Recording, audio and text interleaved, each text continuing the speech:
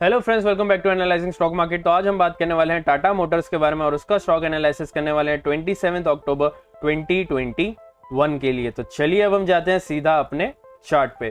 तो यहाँ पे ये चार्ट मैंने ओपन कर लिया है। ये चार्ट मैंने अपने जीरोधा के अकाउंट से ओपन किया है। अगर आपके पास अभी तक अपना डीमैट अकाउंट नहीं है तो नीचे लिंक मैंने डिस्क्रिप्शन में जीरोधा की और अपस्टॉक्स की दे दी है। अगर आप चाहे तो हमारे लिंक के थ्रू जो है अपस्टॉक्स में अपना डीमैट अकाउंट जो है वो बिल्कुल ही फ्री में ओपन कर पाओगे और वहां से जो है अपनी ट्रेडिंग जर्नी जो है वो स्टार्ट कर पाओगे। तो चलिए अब हम बात करते हैं सबसे पहले टाटा मोटर्स में आज के दिन क्या हुआ।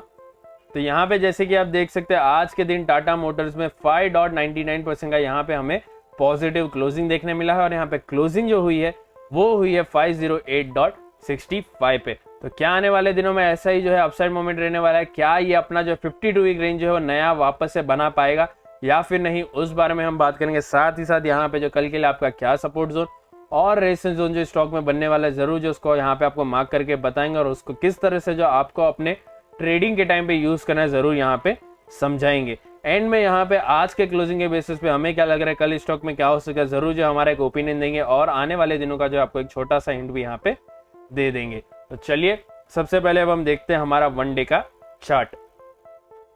तो यहाँ पे ये वन डे का चार्ट जो हमने ऑलरेडी ओपन करके रख दिया। अगर मैं बात करूँ यहाँ पे वन डे के चार्ट की तो यहाँ पे आप देख सकते हैं वॉल्यूम अगर मैं कहूँ तो एवरेज से थोड़ा ज्यादा यहाँ पे जो है आज के दिन हमें वॉल्यूम देखने मिला है। कैंडल भी आप देख सकते हैं यहाँ पे कैंडल जो एक मीडियम साइज की यहाँ पे एक कैंडल बनी है और अच्छी बात यहाँ पे जो है एक आप देख सकते हैं यहाँ पे ये जो स्टॉक है इसी बीच इसी कंसोलिडेशन एरिया में जो है कंसोलिडेट हो रहा है इतने ही बीच में। मतलब जब भी ब्रेकआउट आएगा तो यहाँ पे जो है आपको बड़ा एक ब्रेकआउट देखने मिल सकता है। मतलब यहाँ पे जैसे ही स्टॉक ने जो अपना 52 वीक रेंज जो है क्रॉस किया तो यहाँ पे आपको बड़ा जो है एक मोमेंट देखने मिल सकता है। मैं कहूँगा जरूर जो स्टॉक में नजर बना के रखें।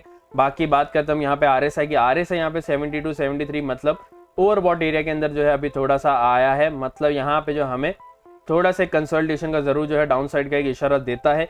लेकिन याद रखें हम जो इंडिकेटर्स पे पूरा भरोसा नहीं कर सकते हैं। यहाँ पे बहुत सारे फैक्टर्स होते हैं जो किसी भी स्टॉक को जो मूवमेंट देता है हमें उससे भी जो है जरूर कंसीडर करना चाहिए जब भी हम किसी भी स्टॉक में जो है ट्रेड करें तब।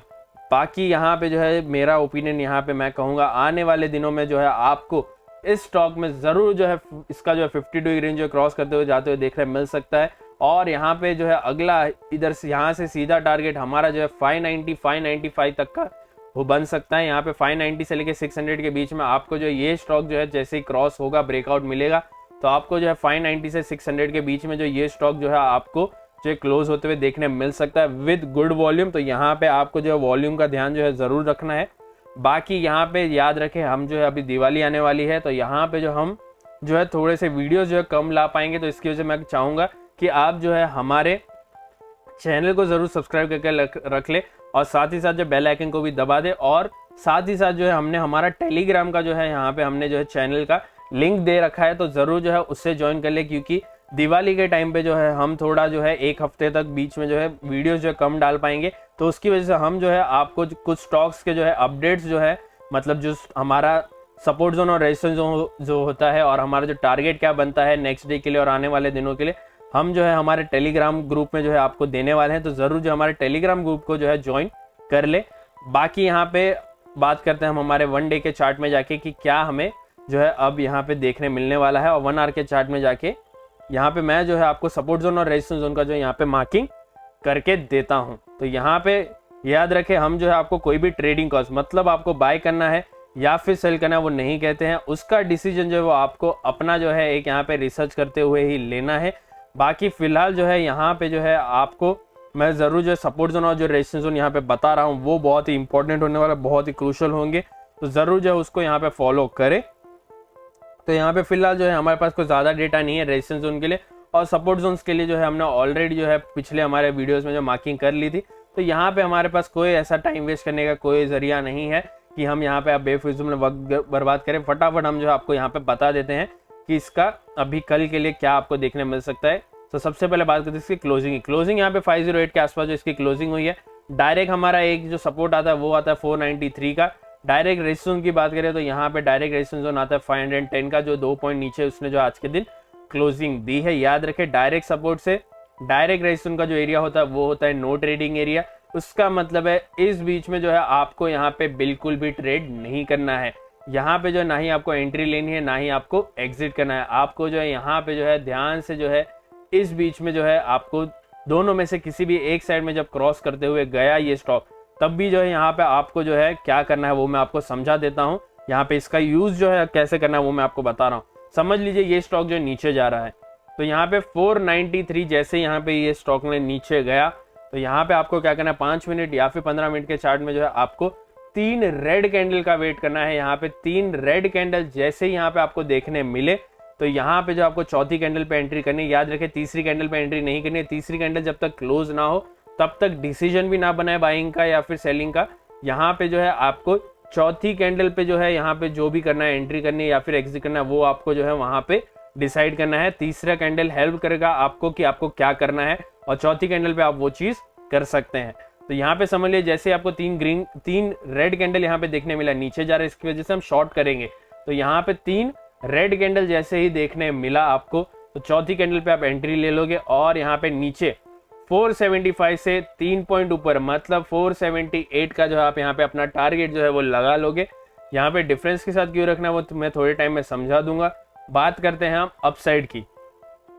यहाँ पे समझ लिए इस स्टॉक ने अपना जो है ओपनिंग, कल के दिन ओपनिंग ही जो है क्योंकि बहुत ही नजदीक है 2 पॉइंट ही है, तो अगर समझ लिए कल की ओपनिंग ही जो है इसने 510 के ऊपर दे दी, तो आपको क्या करना है सबसे पहले तो आपको 5 मिनट या फिर 15 मिनट का चार्ट जो ओपन टाइम जो ओपन करते हुए शुरू में जो है आपको क्या कैंडल्स जो देख रही है वो आपको देखना है। यहाँ पे अगर आपको 3 ग्रीन कैंडल जैसी देखने मिली, पहली जो कैंडल है 5 मिनट के चार्ट में मैं देखता हूँ मोस्टली, तो यहाँ पे अगर आप कंफर्टेबल हो 5 मिनट के चार्ट में जरूर आप यूज करें, लेकिन अगर आप 15 मिनट के चार्ट में कंफर्टेबल हो तो 15 मिनट का ही यूज करें।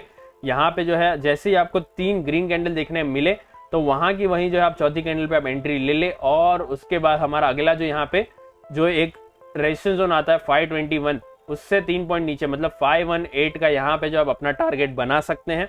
अगर यहाँ पे अगर आपको लग रहा है कि और ये स्टॉक जो ऊपर जा सकता है, जरूर जो है यहाँ पे हमारे पास डेटा नहीं है, लेकिन इसका जो 52 वीक हाई है उससे 3 पॉइंट नीचे मतलब यहाँ पे 530 इसका 52 वीक है, तो यहाँ पे 3 पॉइंट नीचे जो 527 आता है उसका जो है आप यहाँ पे टारगेट लगा सकते हैं। यहाँ पे डिफरेंस जो है क्यों रखना है वो मैं बता दूं। याद रखें आपको जो है वापस से अगर ये जो है रेजिस्टेंस जोन जो क्रॉस किया, तो वापस आपको 3 ग्रीन कैंडल का तो वेट करना ही है, क्योंकि जब भी रेजिस्टेंस जोन हो या फिर सपोर्ट जोन उसको क्रॉस करे, तो आपको जो है वो 3 कैंडल कंफर्मेशन कैंडल्स जो है वो आपको जरूर देखनी है, क्योंकि वो 3 कैंडल जो आपको हेल्प करेगी एक यहाँ पे जो है अच्छा डिसीजन लेने में। तो यहाँ पे जो है ये डिफरेंस जो है 3 पॉइंट का वो क्यों रखना वो मैं आपको बता दूं। याद रखें बहुत सारे ट्रेडर्स है जो यहाँ पे ऑलरेडी बाइंग और सेलिंग करते हैं, तो यहाँ पे वो क्या करते हैं कभी जहाँ पे बाइंग करनी हो या फिर सेलिंग करनी हो, एक प्राइस पॉइंट के यहाँ पे जो अपना बाइंग और सेलिंग का जो ऑर्डर प्लेस करके रखते हैं, तो क्या होता है कभी कभी क्वांटिटी ज्यादा होने की वजह से उस प्राइस एरिया में जो है आपको एक रिवर्सल देखने मिल जाता है, और वो क्या करते हैं उनका ऑर्डर जो है तुरंत ही एग्जीक्यूट हो जाए। इसकी वजह से वो जो है हमेशा अपने रेजिस्टेंस जोन हो या फिर सपोर्ट जोन हो, दोनों में से किसी भी एक साइड में जो वो बाइंग कर रहे हो या फिर सेलिंग कर रहे हो, उससे कुछ डिफरेंस में जो है अपना जो है उनका ऑर्डर प्लेस करते हैं। तो इसकी वजह से आप क्या करते हैं स्मार्ट तरीके से खेलते हुए आप भी जो है अपना जो टारगेट है वो एक डिफरेंस के साथ रखें। डिफरेंस आपको किस तरह से डिसाइड करना मैं थोड़े टाइम में समझा देता हूँ, लेकिन यहाँ पे अगर आप भी डिफरेंस के साथ रखोगे तो 2 चीज का फायदा है। एक तो आपका जो तुरंत ही जो ऑर्डर जो है वो अच्छी तरह से प्रॉफिटेबल करते हुए आपको प्रॉफिट देते हुए जो है एग्जिट हो जाएगा, बिना कोई स्ट्रेस लिए एग्जिट हो जाएगा। और दूसरी बात जो रिवर्सल का जो लॉस होता है, जो आपका प्रॉफिट हो रहा है वो कम होते जाएगा अगर रिवर्सल हुआ, तो उसकी वजह से भी जो आपको बचा लेगा ये डिफरेंस के साथ रखने वाला टेक्निक। तो इसकी वजह से आप जरूर जो है उसको यूज करें। बाकी मैं बात करूँ उसके डिफरेंस की, डिफरेंस आपको जो किस तरह से यहाँ पे डिसाइड करना है वो मैं आपको बताऊँ।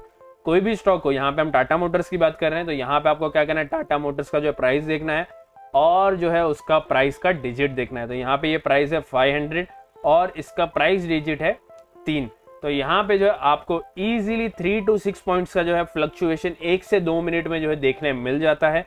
तो उसकी वजह से आपको भी जो है अपना जो डिफरेंस जो है वो सपोर्ट जोन हो या फिर रेजिस्टेंस जोन हो, उससे मैं तो मिनिमम कह रहा हूँ 3, अगर आप चाहे तो 4 या फिर 5 का भी रख सकते हैं, वो उसका डिसीजन आपके ऊपर है।